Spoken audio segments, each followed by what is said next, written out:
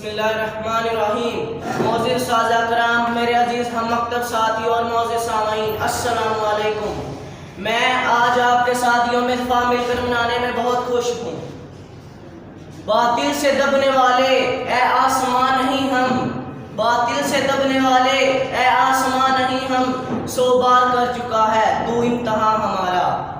ماہ ستمبر، وقت سر ڈوبتا سورج، ابھرتی ہوئی امنگیں، زندہ دلوں کا شہر لاہور، گونجتی ہمارے نعرہ تکبیر کی صدائیں اور پاکستان زندہ باد کے نعرہ کے فرق شگاف نعرے کے انہی نعروں صداؤں کے ساتھ پاکستان کا پرچم اپنی عزت و احترام کے ساتھ اترا جاتا ہے کہ اسی رات اندھیرے میں خدا کے دشمن نے خدا کے بندوں پر حملہ کر دیا تو مادر وطن نے اپنی جان نثار بیٹوں کو پکارا تو بیٹوں نے ماں کی آواز پر لبیک کہا، ماں کی آواز پر لبیک کہا۔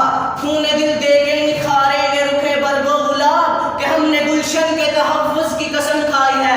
پاکستانی رینجرز اور پاکستانی آرمی کے شانہ بشانہ عوام نے بھارتی فوج کا مقابلہ کیا۔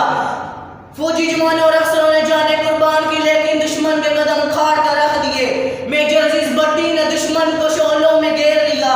پاک فضائیہ نے دشمن پر اتنا خطرناک حملہ کیا کہ دشمن کو سنبھلنے کا موقع نہیں دیا۔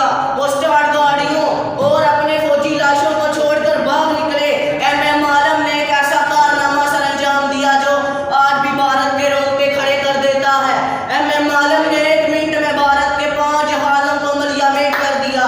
پاک بحریہ نے بھی ملک کی سمندری سرحدوں کی حفاظت اس طرح کی کہ اس نے دشمن کو پیغام دے دیا، ہم اپنے ملک کے دفاع کے لیے سمندر کے پانی کے برابر بھی خون بہانا پڑے تو ہم بہائیں گے،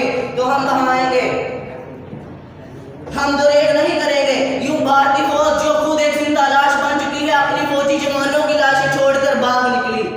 چلتا ہے خنجر تو چلے میری رگوں پر، خود ہی بیچ کے میں اپنی کبھی جھک نہیں سکتا، خود ہی بیچ کے میں اپنی کبھی جھک نہیں سکتا۔